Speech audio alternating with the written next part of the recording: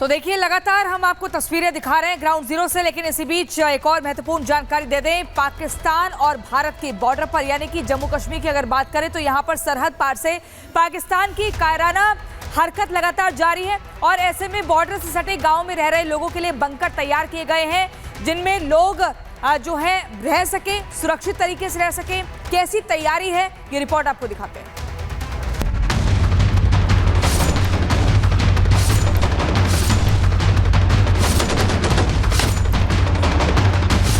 पहलगाम में हुए आतंकी हमले के बाद से देश के अंदर बदले की आग धधक रही है, प्रतिशोध की ज्वाला उठ रही है और भारत का ये विकराल रूप देखकर पाकिस्तान के हुक्मरान और वहां की सेना दहशत में है। और यही वजह है कि ये लोग अपने नापाक इरादों को फिर से अंजाम देने की कोशिश में लगे हुए हैं।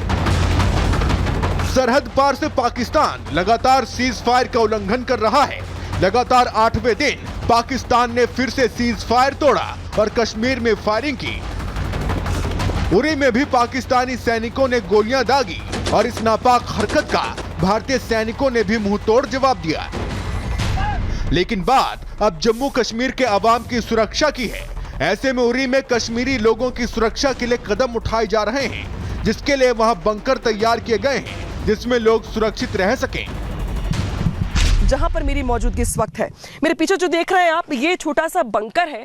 दूर से देख के लगेगा आपको कि सिर्फ ऊपर पत्थर ही पत्थर है और ऊपर एक छोटा सा घर बना हुआ है जहां पर परिवार रहता है। कुछ ऐसे ही परिवार आसपास भी रहते हैं, लेकिन घर के नीचे ये बना हुआ बंकर है जिसके अंदर हम जाने की कोशिश करेंगे और समझेंगे कि आखिर इसके अंदर बचने को लेकर के क्या कुछ बनाया गया है और क्या सोच के बनाया गया है। तो सीढ़ियों से नीचे उतरते हुए मैं आ रही हूं अंदर और ये देखिए मेरे कैमरा पर्सन अजय भी अंदर की ओर आ रहे हैं। इनके पास लाइट है क्योंकि बंकर में फिलहाल लाइट नहीं है। और ये देखिए अंदर स्पेस है, प्रॉपर स्पेस है।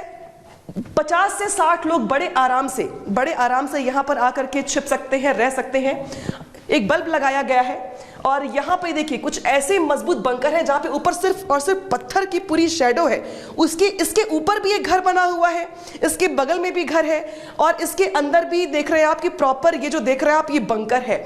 और युद्ध के जब भी हालात बनते हैं तो ये बंकर बहुत काम आते हैं एक शेल्टर के तौर पर। ये सभी पुराने बंकर हैं जिसका इस्तेमाल कम ही हुआ करता था, क्योंकि इतनी गंभीर स्थिति पहले कभी नहीं बनी।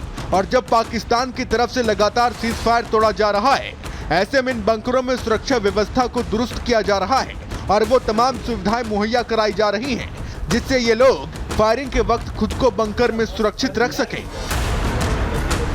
इस वक्त हम जा रहे हैं कम्युनिटी बंकर के अंदर, आपको दिखाएंगे क्या होता है ये कम्युनिटी बंकर। ये कम्युनिटी बंकर की अगर हम बात करें, यहाँ पर जो यहाँ अंडरग्राउंड एक बंकर रहता है। जब भी पाकिस्तान की तरफ से फायरिंग की जाती है तो जितने भी यहाँ का सिविलियन पॉपुलेशन है वो इस कम्युनिटी बंकर का सहारा लेके पूरे गाँव के लोग इस बंकर में आते हैं। कुछ टाइम पहले हमने देखा पूरे कश्मीर घाटी के अलग अलग हिस्सों में जो है इसी तरह के बंकर्स को जो है फिर से एक्टिवेट किया गया है। चाहे छोटे बच्चों की बात करें, लेडीज़ की बात करें, सारे जितने भी लोग हैं गाँव के, वो इन बंकर्स का सहारा लेते हैं क्योंकि उनके पास कोई दूसरा ऑप्शन तब होता नहीं है जब पाकिस्तान की तरफ से सिविलियन पॉपुलेशन एरियाज को टारगेट करने का प्रयास किया जा रहा है। ये गांव ठीक पीओके के सामने मौजूद है, जहां धीरे धीरे तनाव बढ़ता जा रहा है, जहां स्थिति नाजुक बनी हुई है। लोगों को वो दिन भी याद आ रहा है जब युद्ध विराम के समझौते से पहले मोर्टार के गोले दागे जाते थे। जो लोग हैं वो डरे हुए हैं, कम्युनिटी बंकर्स में वो जा रहे हैं। क्या बताएंगे इस पर? इधर तो फैल चलता है हर बार, इधर हमें रहने की भी जगह नहीं है कहीं। यहाँ 50-60 घर हैं, इस एक पीढ़ी में वो कहाँ आएंगे। इधर फैल का कोई भरोसा नहीं है, दिन में भी फैल हो जाता है और रात में भी हो जाता है। अगर दिन में हो जाता है तो फिर भी हमें लोग मरते हैं, तो रात में होता है तो हमें लोग मरते हैं। कौन कहाँ रात में भागेगा अंधेरे में। हज़ारों गोले इधर गिरे, एक की बार एक महीने में कम से कम 250 गोला गिरा इधर। जी हाँ, बहुत शेलिंग होती है, बहुत। हमले के डर के बावजूद सीमा पर रहने वाले लोगों का जज्बा कायम है और ये लोग आतंकी हमले का बदला लेने की मांग कर रहे हैं और देश के साथ खड़े हैं। पूरे देश में देख रहे हैं किस तरह से अलग अलग जो है प्रदर्शन देखने को मिल रहे हैं। लेकिन उसके साथ साथ पूरे दुनिया भर की अगर हम बात करें, पहलगाम जो अटैक हुआ, आतंकी गतिविधि जो हुआ, पूरे देश भर में इस अटैक की जो है वो निंदा की गई। लेकिन उसके ठीक बाद हमने देखा लाइन ऑफ कंट्रोल एरियाज में अगर हम बात करें, पाकिस्तानी ट्रूपर्स ने किस तरह से अब शुरुआत की है यहाँ की सिविलियंस को टारगेट करना। कहीं ना कहीं इससे साफ तौर से ये जाहिर होता है किस तरह से ये उन आतंकियों की फ्रस्ट्रेशन है जो अब यहाँ पर जो मस्जिद है उनको भी टारगेट करते हैं। हालात चाहे जो भी हो, पाकिस्तान कितनी ही गिरी हुई हरकत क्यों न करे, जम्मू कश्मीर की आवाम देश के साथ खड़ी है। भारतीय सैनिकों ने भी मोर्चा संभाल रखा है, क्योंकि अब हर नापाक हरकत का करारा जवाब मिलेगा। Bureau report, Republic Bharat. तो साजिश की टाइमलाइन के बारे में आपको बताते हैं। 5 फरवरी को पीओके के रावलकोट में एक बड़ी बैठक होती है। लश्कर, जैश और हमास के नेता इसमें शामिल हुए थे। बैठक के बाद में हाफिज को शिफ्ट कर दिया गया, पहलगाम में वर्कर्स को एक्टिव किया गया और 15 मार्च को लश्कर के मुख्यालय में एक और बैठक होती है। लश्कर के डिप्टी कमांडर सैफुल्लाह इस बैठक में मौजूद रहता है। आईएसआई, पाक आर्मी के लोग भी इस बैठक में शामिल थे। पहलगाम में आतंकी हमले का प्लान तैयार यहीं किया गया। हाशिम मूसा तलहा भाई को हमले की जिम्मेदारी दी गई थी, जानकारियां मिल रही हैं। 15 अप्रैल सभी आतंकी जम्मू कश्मीर के पहलगाम पहुंच जाते हैं।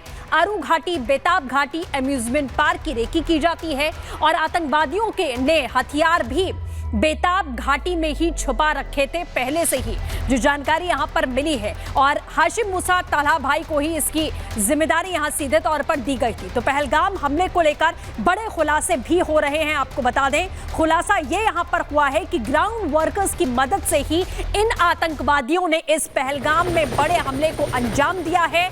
और क्या कुछ खुफिया जानकारी मिली है, आपको दिखाते हैं इस रिपोर्ट में।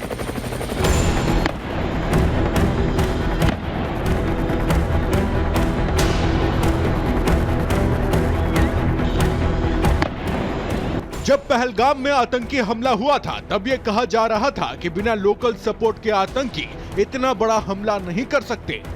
उस समय जो आशंका जताई गई थी, वो आशंका अब सच साबित होती दिख रही है, क्योंकि एनआईए सूत्रों के हवाले से जो खबर निकलकर सामने आ रही है, वो आपके कान खड़े कर देगी। खबर मिल रही है कि एनआईए की पूछताछ में 3 ओवरग्राउंड वर्कर्स ने यह कबूल कर लिया है कि वो आतंकियों से मिले हुए थे। एनआईए सूत्रों के हवाले से खबर मिल रही है कि पर्यटकों को घुड़सवारी कराने वाला एक लोकल घुड़सवार आतंकियों से मिला हुआ था। खबर यह भी है कि इन ओवरग्राउंड वर्कर्स ने न सिर्फ आतंकियों को हमला करने में सहयोग किया, बल्कि जब तक आतंकी बैसरन घाटी में रहे, उन्होंने उन आतंकियों को खाना तक खिलाया और अलग अलग तरीकों से उनकी मदद की। सूत्रों के हवाले से वो आतंकी जो कि 3 मोस्ट वांटेड गुनहगार बताए जा रहे हैं, उसमें से एक है हाशिम मूसा। पहलगाम का दूसरा मोस्ट वांटेड गुनहगार है आतंकी आदिल हुसैन ठोकर और पहलगाम हमले का तीसरा मोस्ट वांटेड है अली उर्फ तलहा।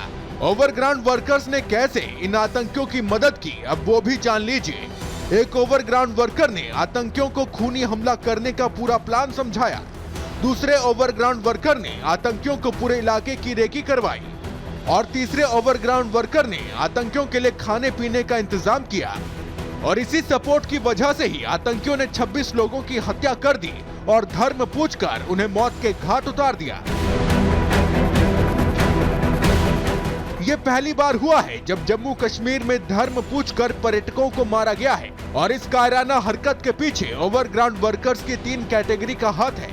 पहली कैटेगरी है OGWRS। इसमें वो लोग होते हैं जो बहुत कट्टर होते हैं और अपने धर्म को छोड़कर दूसरे धर्म के लोगों से नफरत करते हैं। ओवरग्राउंड वर्कर्स की दूसरी कैटेगरी है OGWR। इसमें वो लोग होते हैं जो आतंकियों की भर्ती करने में मदद करते हैं। ओवरग्राउंड वर्कर्स की तीसरी कैटेगरी है OGWPS। इसमें वो लोग शामिल होते हैं जो नकारात्मक भाव रखते हैं और पैसों के लालच में कुछ भी कर सकते हैं। तो पहलगाम आतंकी हमले का विलेन भले ही हाफिज सईद मसूद अजहर को बताया जा रहा है, लेकिन दावा है कि असली गुनहगार यही ओवरग्राउंड वर्कर्स हैं, जिन्होंने आतंकियों को निहत्थे पर्यटकों पर हमला करने के लिए उकसाया और आतंकी मूवमेंट की पुलिस और सुरक्षा बलों को जानकारी तक नहीं दी। बहरहाल जांच जारी है, देखना होगा कि एनआईए आगे क्या बड़ा खुलासा करती है। Bureau report, Republic Bharat.